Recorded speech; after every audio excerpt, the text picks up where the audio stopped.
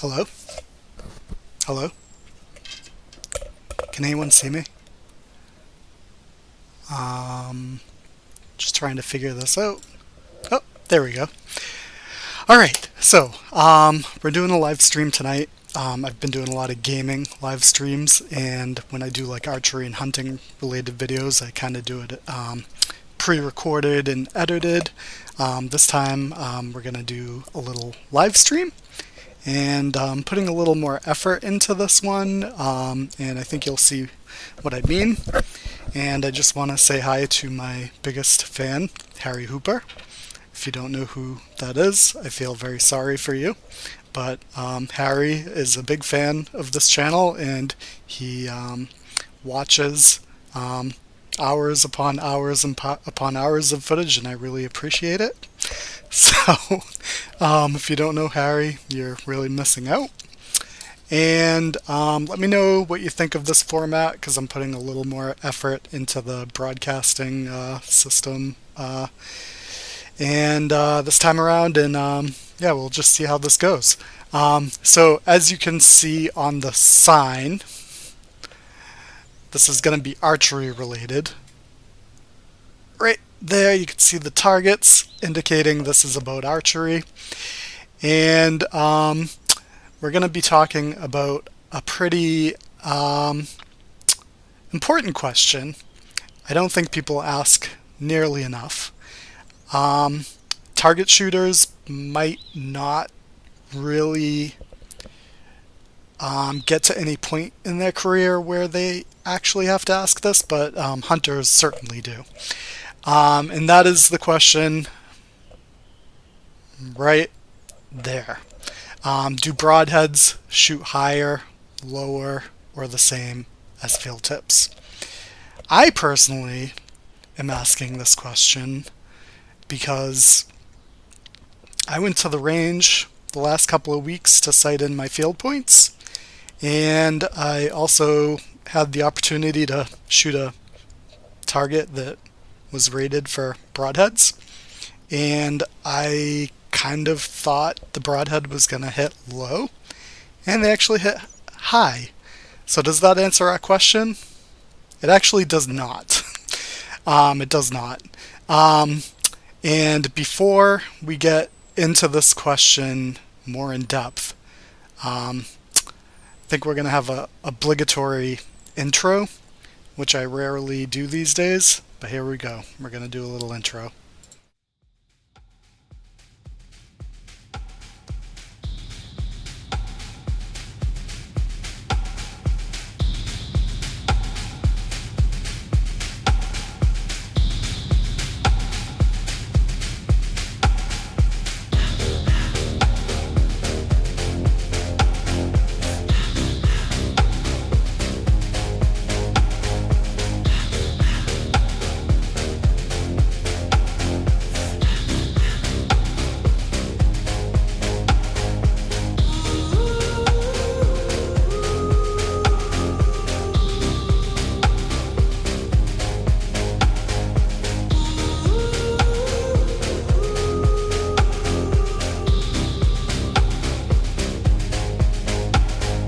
Wish I could give you up, but you're my new favorite drug.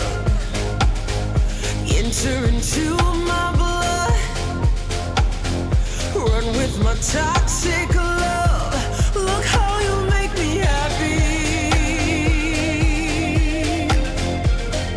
You take a hold of me.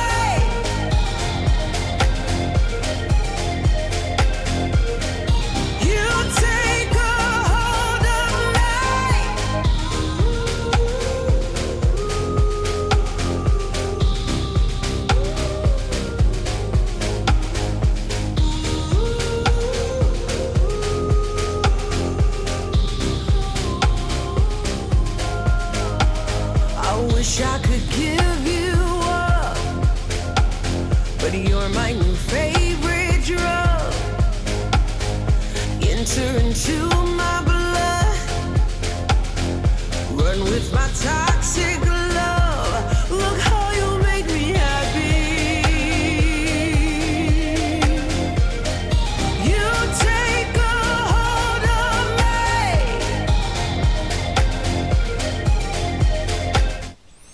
Okay, how was that for an intro?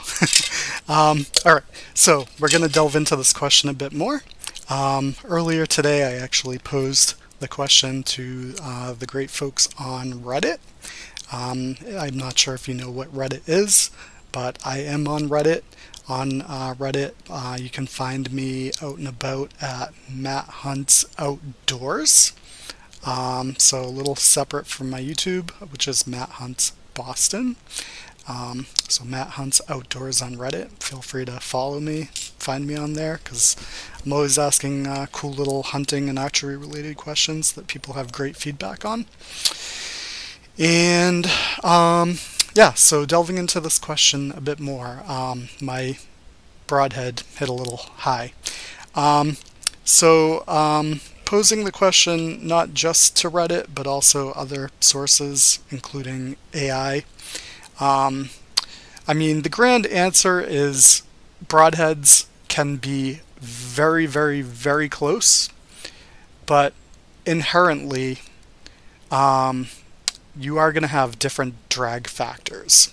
So, obviously mechanicals will have less drag than, say, if you have like a 2-inch turkey blade, or like a 3-blade broadhead or 2-blade broadhead. They're all going to have different drag profiles, and they might get affected by the wind differently, left and right, because the wind's going to affect them more. And you get those like judo blunt tips, for small game. That's obviously going to produce a lot more drag because it's kind of like a blunt trauma type arrowhead. It's not like a point. So yeah, inherently you are going to have different drag among different arrowheads, even if they are the same weight. And there are those people out there that say, oh, if you paper tune, you shouldn't have any difference in the way the arrow is shooting. It should hit the same spot. So in theory, that is very, very close to 100% correct. So you can't eliminate the drag factor, but you can get very, very, very close. So I'm not going to get into paper tuning in this video in particular because we're really just going to discuss what's actually possible. We're not going to actually be doing the process in this video. If you really, really, really, really want me to, leave a comment and we'll be actually going to an archery range and actually doing the process. But that's not the purpose of this video, because even though it looks like I'm at the range right now, I'm actually not. So yeah, we're really just talking about this today. But I will say, if you don't have all the time and resources to be shooting bare, veinless shafts, if you don't want to rip these shafts, these veins off the shaft, shoot it, and do paper tuning, there is actually action that you can take after the arrow is fully constructed to correct the difference between broadheads and field points. So what I basically learned in my research is, say theoretically you got your field points hitting right on the bullseye, and say you're going to shoot with your broadheads now and they're either going too far left or too far right.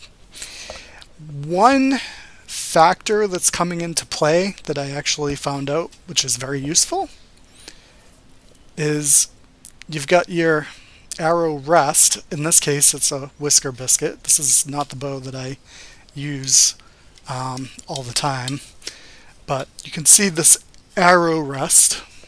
So sometimes it's a whisker biscuit, sometimes it's one of these like drop down, mechanical arrow rests. But if you actually look, if I can get it in the camera, you see right here, that screw that actually adjusts the whisker biscuit left and right. So believe it or not, if your broadheads are hitting too far left or right compared to your field points, you adjust left or right the whisker biscuit.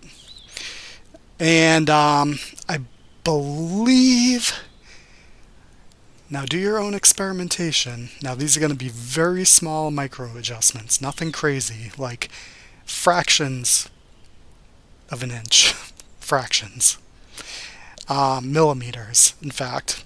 I believe what I read was if the broadhead is hitting too far left, you want to move the whisker biscuit right, potentially. I know in traditional sighting, I feel like you're chasing, quote unquote, the broadhead, so feel free to tell me what the true answer is in the comments, because again, this video, we're just talking about the subject. We're actually not sighting in broadheads right now. We're just talking about it. But yeah, so the main factor at play is the whisker biscuit or mechanical rest, whatever you have for an arrow rest. You're going to be either making it go left or right. That's going to tighten up the grouping between field points and then your broadheads. And then of course, when you make that change, you're probably going to have to do some sort of resighting all across the board because it's going to just mess everything up, I imagine. So, am I going to do this before hunting season? So right now it's May 25th, I can see. May 25th. And hunting season starts later in like October. Yes, I'm going to do that because I want my bow to be perfect. And if the arrowheads, broadheads are hitting a little high, I'm going to double check, but I believe they are because I'm going to switch. So one thing, totally off topic, one thing I'm going to do, I had some broadheads that were like razors that were like independent so they can snap off. I am definitely going to be switching to like a 3-blade, 1-piece broadhead because I'm done with those blades snapping off. They're very nice, they cut well, they're sharp, but I'm going to go to the 1-piece just so they don't break so often. And I am going to, once I get the arrowheads I'm going to be using for hunting season, I'm going to try those against my field points and see how those are hitting. And if they're going a little high, like I think they are going to be, that's the cool thing with mine, they're not going left-right deviation. So now we're going to talk about the other factor. So if you're hitting field points and your broadheads are hitting high, what is the main factor for this? I'm going to tell you. A lot of people might have thought, like, hey, does that matter? Like, maybe in traditional archery, they're like, oh, does it really matter, this factor? I'm going to tell you. I'm going to tell you what the factor is. It's actually the knock point. So where we put the arrow on the bow, this obviously can go up or down the string. And have we always thought, does it really matter where you're doing it? Especially if it's traditional and you don't even have a knock point set. You're just like, oh, does it matter how far up and down it goes? Yes, it apparently does matter. And that's why you want to have a consistent knock point every single time and actually mark it, which is obviously the case with this because it's a compound. We use a trigger release and we pull this little string. And so if your broadheads are hitting too high or too low, you're going to adjust the knock point either up or down. Again, I believe that it said if they're hitting high, you want to pull the knock point down. But correct me in the comments because I haven't done my own experimentation. This is all fairly new information to me. So let me know what the real answer is. But that is the factor that's going to be at play. So they're going too high, you're going to micro adjustment it up or down. So that's really it when it comes to do broadheads shoot higher, lower, or the same as field tips. They are never gonna, in the world of physics, actually shoot like field points because inherently every type of arrowhead has its own dynamics at play. But we can get them as an archer as close as humanly possible. We can do everything as right as we can, and that's all we can do. And it's going to be very, very, very close. So, obviously, if you're shooting these big mungo turkey blades, with huge, giant broadheads like the size of this pen, that's going to create a lot of drag. So you're going to always want to actually shoot the arrowhead, the distances you're going to be hunting, maybe 10, 20, 30 yards to actually see what it does before actually hunting with it. Some guys are like, oh, I paper tune and then I'm going to, just know that it's going to be dead on if it's properly paper tuned. Like, yeah, that's probably pretty safe. If that's the rule of thumb people use, cool. But again, I do think, inherently and physics wise, you should at least take a shot or two just to verify how close it is once everything's properly tuned. But I hope this was useful. Is any of this information useful to like brand new people to the topic? I don't know. I mean, I've been shooting archery forever, and I mean, even I learned something, by posing this question to, the, experts and such. So I thought it was pretty cool, and I wanted to pass on this information.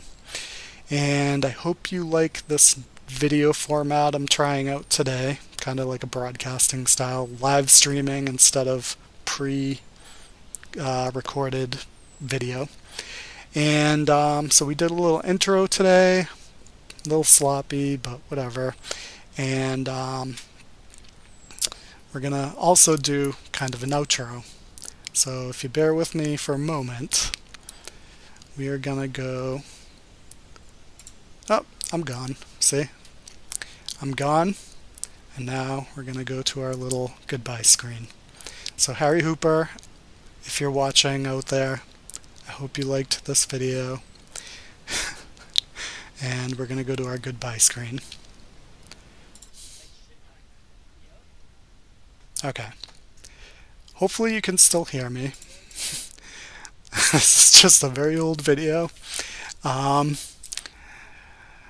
Me doing a little climbing tree stand drill. But anyway, this is my goodbye screen, and this is my screen where I'm supposed to ask you to don't forget to like the video because it actually gives it a little vote up if you liked it, and it helps me out, and it helps advance my channel. I'm actually pushing about 1,500 subscribers after really taking this channel a little more seriously for the last year or two, and I'd like to continue. So I do basically hunting videos, especially in October, November, December. January, February, March, and beyond, I do a lot of flight sim videos and gaming videos. And as the spring approaches and the weather gets nicer, I inevitably get out to the range and do a lot of archery videos. And through the summer, you might see me get in on some like rifles and shotguns. And I would definitely like to do even more with my life. Sometimes I get up in planes in real life, which is kind of cool. So this year I actually have a plan, hopefully, to get up in a biplane, which has no real glass canopy, which is going to be cool if I can make that happen. That's kind of my goal for the summer. And yeah, so that's pretty much it. So I do a lot of networking with other YouTubers and people on Reddit and Twitter and Facebook. I definitely usually network with gamers and hunters and archery enthusiasts, whether they're into hunting or just target shooting. And yeah, so throw me a subscribe and feel free to honestly leave a comment if you are really into like creation as well. So whether you're on like Instagram or YouTube or Twitter or X, whatever you call it, and Reddit, if you're on any of those platforms and you contribute to any of these things, just let me know. I will definitely follow you. Um, so yeah, any questions, just let me know. And if you have any information regarding the topics we discussed in this video, this live stream, um, yeah, just throw it out there. So hope you enjoyed this, and let me know what you think of this format, because sometimes I just get the itch to make a video on a basic question like this, and I just want to get it done rather than going out to the range and talking about it. So, all right, good night, goodbye, see y'all. Bye, Harry.